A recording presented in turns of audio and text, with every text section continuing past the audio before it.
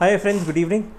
My name C S Vikas Vora. और यार ये वीडियो बनाने का एक थोड़ा स्पेशल पर्पस था कि काफ़ी सारे स्टूडेंट्स का ये रहता है कि यार सर आप एग्जीक्यूटिव के लिए तो काफ़ी सारे वीडियोस बनाते हो, एक आप प्रोफेशनल के लिए भी बना दो। So I think in this video I have tried to explain कि आपकी जो भी लास्ट 40-45 डेज आई थिंक आपके एग्जाम्स में बचे हुए हैं, ये किस तरीके से और कितना इफेक्टिवली, कितना सिस्टमेटिकली आप लोग प्लान कर सकते हैं so that we actually get the best results, right. अच्छा, अब ये जो भी मैं यहाँ पर बात कर रहा हूँ, मैं स्टूडेंट्स को पहले कैटेगराइज करता हूँ। सो पहली कैटेगरी आई थिंक स्टूडेंट की वो है जो 9 पेपर्स दे रहे हैं। अच्छा, same rules can be applied for new syllabus as well as old syllabus. हाँ, मतलब ये अलग अलग नहीं है, अल्टीमेटली पेपर्स दोनों में 9 हैं और 3-3 मॉड्यूल्स हैं। सेकेंड कैटेगरी स्टूडेंट्स की वो है जो 6 पेपर्स दे रहे हैं, मतलब 2 मॉड्यूल्स दे रहे होंगे। और थर्ड कैटेगरी स्टूडेंट्स की प्रॉबेबली वो है जो 3 पेपर्स दे रहे हैं। सो ये जो भी मैं प्लान आपको बता रहा हूँ ये 9 के हिसाब से बता रहा हूँ। अगर आप 6 दे रहे हैं सो मल्टीप्लाइड बाय 1.5, अगर आप 3 पेपर्स दे रहे हैं सो मल्टीप्लाइड बाय 3, राइट। आपको सेम डेट, सेम कैलकुलेशन आप अप्लाई कर सकते हैं। So now as we all know, June 20 की आपकी जो एग्जाम्स है that scheduled on 1 June 2020। So हम लोग जो भी प्लान बनाएंगे that would be up to 31 मई। एंड लेट्स से आज आपकी जो प्रेजेंट डेट है, मैं अज्यूम कर रहा हूँ कि जिस दिन आप ये वीडियो देख रहे होंगे, let's say it is 10th अप्रैल। सो जो भी हम लोग बात करें वो इस पीरियड की हम लोग बात करेंगे कि 10th अप्रैल से 31 मई के बीच में आप क्या कर सकते हैं। अच्छा, अब मुझे ऐसा लगता है कि यार बिफोर योर एग्जाम्स एटलीस्ट आपके 2 रिविजन्स डेफिनेटली कंप्लीट हो जाने चाहिए, राइट। अभी 2 रिविजन्स हम लोग के किस तरीके से कंप्लीट होंगे, लेट्स से इसको थोड़ा सा ब्रेक करते हैं। सो जो आपका लास्ट रिविजन है, इस लास्ट रिवीजन के लिए मैं ऐसा मानता हूँ कि 2 दिन आपके हर सब्जेक्ट के आपको मिलने चाहिए। सो 2 दिन इंटू 18, इंटू कुछ लोग सुसाइड कर लेंगे 18 सब्जेक्ट्स देख के कि कुछ नया आ गया, into 9। So let's say 18 days.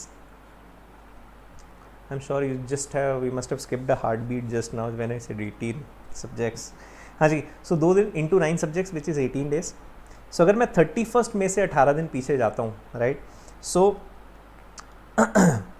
आपके 11 और 7 मतलब आप आ गए कहीं ना कहीं आपके 13 मई पर। सो जो हमारा लास्ट रिवीजन है उसका आपका पीरियड क्या बन जाता है, आपका पीरियड बन जाता है 13 मई से 31 मई। ये कौन सा टाइम पीरियड है, ये टाइम पीरियड है आपका लास्ट रिवीजन का, जहाँ पर हम लोगों ने हर सब्जेक्ट को कितने दिन अलॉकेट किए, 2 दिन। अच्छा, अब आपको ऐसा लग रहा होगा कि सर टैक्स 2 दिन में रिवाइज़ नहीं हो सकता है, बहुत टफ है। I agree. ग्रुप 2 में आपको लगता होगा CR थोड़ा सा टाइम कंज्यूमिंग है, आई अग्री। ग्रुप 3 में आपको ऐसा लगता होगा कि फंडिंग थोड़ा सा टाइम कंज्यूमिंग है, आई अग्री। अच्छा, but at the same time आपके 2 पेपर्स ओपन बुक है, MCS ओपन बुक है, उसके बाद मतलब जो भी आपने ऑप्शनल सब्जेक्ट लिया, इंसॉल्वेंसी है, बैंकिंग है, इंश्योरेंस है, जो भी आपने ऑप्शनल सब्जेक्ट लिया होगा वो भी ओपन बुक है। सो ओपन बुक के लिए भी आपको 2 दिन नहीं लगते। तो जो आपको लगता है कि टैक्स आपको थोड़ा सा एक्स्ट्रा टाइम चाहिए, आप कुछ MCS से विड्रॉ करें, थोड़ा आप आपके इलेक्टिव पेपर से विड्रॉ करें। आपको लगता है फंडिंग में थोड़ा एक्स्ट्रा टाइम चाहिए, वो 1 दिन आप दोनों में से किसी भी एक सब्जेक्ट से कॉम्पनसेट कर सकते हैं। सो 2 दिन, इन शॉर्ट आपके पास टाइम है ही नहीं। इससे ज़्यादा आपको क्या करना है, लास्ट रिविजन जो भी आप करेंगे 2 दिन में करेंगे। सो 13 मई से 31 मई तक आपको आपका लास्ट रिविजन करना है। सो इन शॉर्ट अब उसके पहले हमारे पास टाइम पीरियड कितना बच जाता है। So we have a period which is starting from 10th April up to 12th May. So अगर ये मैं दिन गिनूँ, सो 21 दिन आपके पास अप्रैल के हैं और उसके अलावा 12 दिन आपके पास मई के हैं। So total you have 33 days, और 33 डेज में आपके पास 9 सब्जेक्ट्स हैं। अच्छा, जिनके 6 सब्जेक्ट्स है, like I said, multiplied by 1.5 कर लीजिए नंबर ऑफ डेज, राइट। और जिनके 3 ही सब्जेक्ट्स हैं मल्टीप्लाइड बाय 3 कर लीजिए। सो इसको अगर मैं इफ़ेक्टिवली देखता हूँ आपके पास, सो करीब करीब आपके पास 3.5 दिन एक सब्जेक्ट के लिए रहते हैं, which is a very good decent doable time, right. एक सब्जेक्ट के लिए 3.5 दिन। ना अब सी मेरा सजेशन क्या है कि जब भी आप पढ़ाई करते हो ना, कभी भी एक सब्जेक्ट मत पढ़ो। मैं ये लास्ट रिविजन की बात कर रहा हूँ, लास्ट रिविजन तो 2 दिन एक सब्जेक्ट, 2 दिन एक सब्जेक्ट, राइट। मैं किसकी बात कर रहा हूँ, मैं ये आपको बताना चाह रहा हूँ कि जब आप अभी जो रिवीजन करोगे 10th अप्रैल से जो आप फाइनल आपका रिवीजन स्टार्ट करोगे, उसमें आप एट अ टाइम 2 सब्जेक्ट्स पढ़ो, right. At a time 2 subjects पढ़ने का फ़ायदा क्या होता है बोर नहीं होता इंसान। सो जब भी आप दो सब्जेक्ट्स चूज़ करते हो, से फॉर एग्जांपल ग्रुप 1 की हम लोग बात करते हैं न्यू सिलेबस में, अच्छा ये मॉड्यूल 3 ओल्ड सिलेबस में है, राइट, सेम ही बात है। सो से फॉर एग्जांपल आपने एक कॉम्बिनेशन बनाया which is of tax and draft, right, फिर उसके बाद आपने और किसी दो सब्जेक्ट्स का कॉम्बिनेशन बना लिया और दो सब्जेक्ट्स, तो ये हमेशा ना दो सब्जेक्ट्स के कॉम्बिनेशन में पढ़ो। अब ये दो सब्जेक्ट्स कौन से होंगे, इसमें से एक सब्जेक्ट आपका टफ होगा और एक सब्जेक्ट ईजी होगा।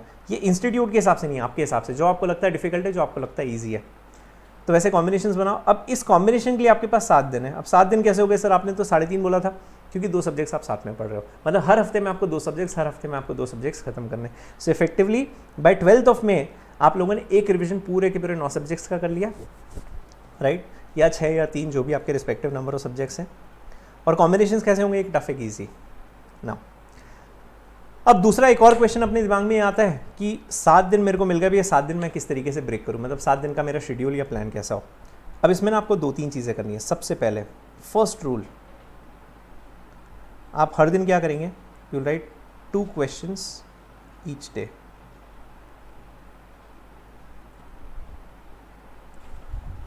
आपको हर दिन क्या करना है, you will have to write 2 questions each day. यार मैं पहले दिन से ये इंसिस्ट करता हूँ, एग्जीक्यूटिव का स्टूडेंट है, प्रोफेशनल का स्टूडेंट है, कि आप आंसर्स लिखो, आंसर्स लिखो, आंसर्स लिखो, बिकॉज मैक्सिमम लोगों को पेपर में ये दिक्कत आती है कि उनको आंसर लिखना नहीं आता है। सो ये लास्ट ट्राई, लास्ट हिट है आपके पास, जहाँ पे आप यू कैन ब्रश और होन योर स्किल्स, राइट। प्रैक्टिकल है तो ऑब्वियसली क्वेश्चंस आपको सॉल्व करने, थियोरी है तो please make sure you make this discipline कि इसके बिना आप खाने नहीं खाओगे, इसके बिना आप सुसु नहीं जाओगे, इसके बिना आप सोओगे नहीं, जो भी आपका चेक बैरियर हो, बट हर दिन आपको 2 क्वेश्चंस लिखना ही लिखना है। Make it a habit, right, और ये एग्जाम तक आपको करना ही करना है। हर दिन आप 2 क्वेश्चंस लिखोगे, फर्स्ट रूल। सेकंड, अच्छा, की पनिशमेंट्स सैंक्शन, कि जो भी आपने दिन भर का डिसाइड किया है, अगर वो नहीं होता है तो आप अपने आप को किस तरीके से पनिश करोगे। अच्छा, मैं नहीं बोल रहा हूँ हंटर कोड़े मारना स्टार्ट कर देना। Talk to your family, talk to your friends, talk to your parents कि भाई अगर मैं आपको बताऊंगा मैं इस दिन में ये पढ़ने वाला हूँ, अगर मेरा दिन भर में ये नहीं हुआ तो I do this, right. Punishments बहुत इंपॉर्टेंट, जब तक सैंक्शंस नहीं होते ना लाइफ में, वी डोंट वर्क, राइट। ये ह्यूमंस का नेचर होता है। या फिर कुछ मोटिवेशन रख लो कि अगर आपने दिन भर में इतना पढ़ लिया, सो आप आधा घंटा आपका व्हाट्सएप यूज़ करोगे, आप आपका फ़ोन यूज़ करोगे। प्लीज़ यार, जो पढ़ाई के आपके आवर्स है उसमें फ़ोन से दूर रहना। मतलब आज के दुनिया में सबसे बड़ी अगर कोई तबाही है ना, तो सिर्फ आपका फ़ोन है, जो आपके रिजल्ट्स और आपके बीच में एक बहुत बड़ा बैरियर है। फ़ोन को बिल्कुल दूर रखना, आई am sure you'll be very very successful. So first rule, आपको रोज़ 2 आंसर्स लिखने हैं। सेकेंड, आपको पनिशमेंट डिसाइड करना है। Third, how would you plan your day, ये बहुत इंपॉर्टेंट है। अब मेरा ऐसा मानना है कि प्रोफेशनल के स्टूडेंट में इतनी मेच्योरिटी रहती है और इतनी उसके अंदर समझ होती है कि उसको पता है कि उसको कितना पढ़ना है। You have to study at least for 10 hours, कम से कम 10 घंटे की आपकी पढ़ाई चाहिए। और ये 10 घंटे की मैं प्योर पढ़ाई बोल रहा हूँ। कुछ स्टूडेंट्स अगर वीडियो देख रहे हैं, वो टाइम आपको इसमें से अलग हटाना है, राइट, आपको इसके अंदर बिल्कुल कंसिडर नहीं करना है, राइट। सो 10 घंटे की आपकी पढ़ाई होनी चाहिए। अच्छा, 8 आवर्स ऑफ स्लीप, ये बहुत ज़रूरी है, इसमें कभी कॉम्प्रोमाइज़ मत करना, ये सोना ही सोना, राइट। 8 घंटे आपको सोना ही सोना है ना।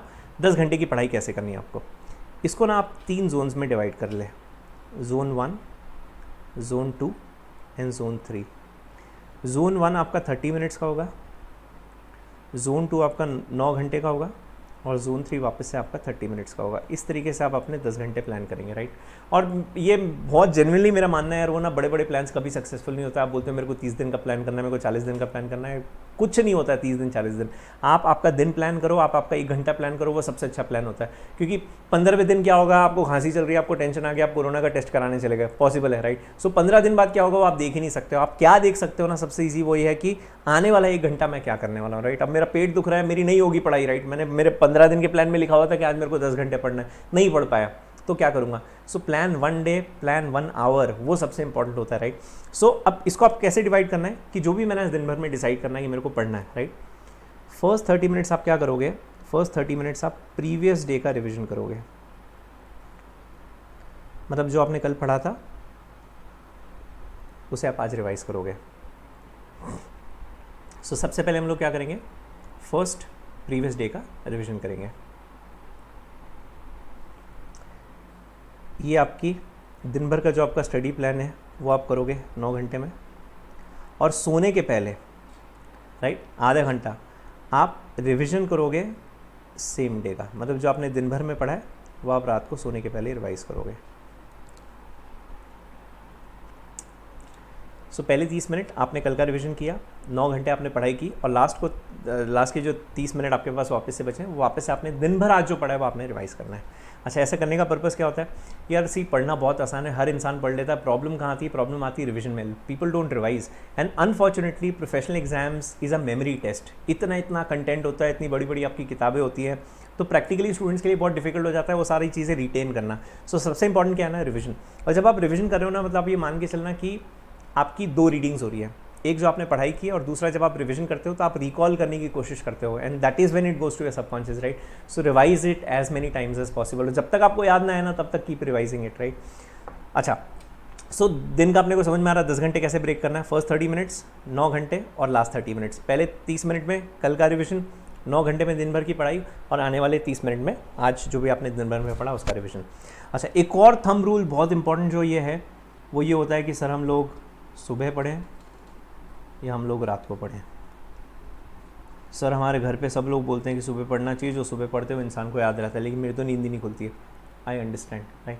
मेरा जेन्युइन सजेशन, अगर आप सुबह पढ़ते हैं प्लीज़ सुबह पढ़ें, अगर आप रात को पढ़ते हैं प्लीज़ आप रात को पढ़ें।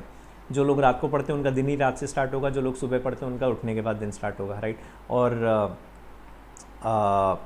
अच्छा सी, ये मैं क्यों बोलता हूँ आपको चेंज नहीं करना चाहिए? मैं मानता हूँ सुबह पढ़ना बहुत फ़ायदा होता है, बहुत बेनिफिट्स होते हैं, आपको सब चीज़ें याद रहती है, बट कुछ लोगों का नेचर होता है उनको नहीं जमता सुबह। मैं अगर अपने आप की बात करूँ, मुझे नहीं जमता है सुबह उठ के पढ़ना, राइट। कोई मेरे को बोलेगा सुबह 4 बजे उठ के पढ़ लो, मुझे ऐसा लगता है कि भाई पढ़ाई करूँ कि सुबह उठूँ, मतलब दोनों मेरे लिए बहुत बड़े टास्क है, नहीं कर सकता मैं। आई एम डीप अस्लीप और मैं झोंके खा रहा हूँ, ऐसे गिर रहा हूँ, डज नॉट मेक सेंस। तो अगर आपको लगता है आप रात को पढ़ना चाहते हो रात को पढ़ो, अगर आपको कंफर्टेबल सुबह पढ़ना सुबह पढ़ो, उसमें कुछ गलत नहीं है। इंपॉर्टेंट ये टाइम एक्सपेरिमेंट करने का नहीं है। अगर ये सब करना होता ना तो आप 6 महीने पहले से स्टार्ट कर दिए होते, तो आज तक आपका रूटीन बन जाता। अब please don't experiment with all these things. अगर आप सुबह पढ़ते हो कंटिन्यू विद मॉर्निंग स्टडीज़, अगर आप रात को पढ़ते हो continue with night studies, right. इसको बिल्कुल चेंज करने की ज़रूरत नहीं है।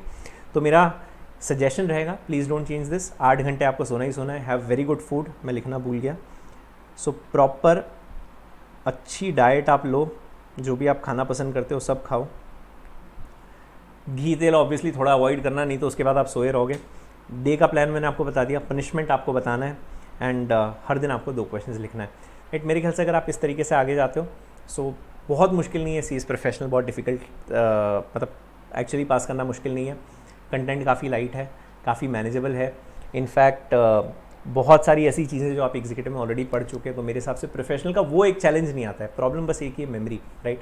अच्छा, लास्ट डे क्या करना है, एग्जाम के एक दिन पहले क्या करना है, I will make a video on that, जो आपको चैनल पे मिल जाएगा कुछ दिनों में, कि एग्ज़ाम के एक दिन पहले हम लोगों को क्या करना है। बट हाँ, जब भी आप ये सब कर रहे हो, प्लीज़ मेक श्योर दैट आपने आपके शॉर्ट नोट्स बनाए हैं। शॉर्ट नोट्स क्या होते हैं सर? जो आप पढ़ रहे हो वो आपने शॉर्ट पॉइंट्स बना लिए, ताकि वो लास्ट डे के रिवीजन के लिए आपके बहुत काम में आएगा। बहुत सारे स्टूडेंट्स का ये कंसर्न होता है कि सर पढ़ तो सब लेते हैं लेकिन लास्ट डे पढ़ाई नहीं हो पाती, उसके चक्कर में हमारा रिजल्ट नेगेटिव हो जाता है। एग्जीक्यूटिव में भी यही हुआ था। उसका एक ही तरीका है, शॉर्ट नोट्स, क्योंकि लास्ट डे बहुत सारे स्टूडेंट्स को ये फेस करना पड़ता है कि हमारा पूरा रिवीजन नहीं हो पाता है। तो अगर आपने शॉर्ट नोट्स बनाए ना, तो this will actually engine up your process, क्योंकि आपको पता है कि मुझे बस इतना ही पढ़ना है, और जो चीज़ आपको नहीं याद रही वो आपके नोट्स या मॉड्यूल से आप चेक कर सकते हैं, रेफर कर सकते हैं। अब ये टाइम एक्सपेरिमेंट करने का नहीं, कुछ नया नहीं करना है, कुछ चेंज नहीं करना है। जिस फैकल्टी को आप फॉलो कर रहे थे उसे आप फॉलो करें। अगर आप सेल्फ स्टडीज़ कर रहे थे तो जिसके आपको रिवीजन मैराथन मिल जाते हैं वो आप ज़रूर देखें। यस के चैनल पर आपको सारे सब्जेक्ट्स के मैराथन मिल जाएंगे प्रोफेशनल के। We will put it eventually, so of course you can take advantage of that is well. उसका मैं सेपरेटली एक वीडियो बना के अनाउंसमेंट कर दूंगा कि मैराथन्स का शेड्यूल क्या है। बट टिल देन बिल्कुल जी जान लगा के पढ़ाई करो, अच्छे से खाओ, अच्छे से नींद लो, बिल्कुल बाहर मत जाओ, हाथ धोते रहो और बहुत अच्छे से दिल लगा के पढ़ाई करो, राइट। पूरी एस की टीम आपके साथ है। किसी भी तरीके की कोई भी हेल्प चाहिए, where you think we are worth it and we can be of any help to you, we are always there for all of you, right. I wish you all a very very good luck. God bless you all. Do really well. Thank you so much.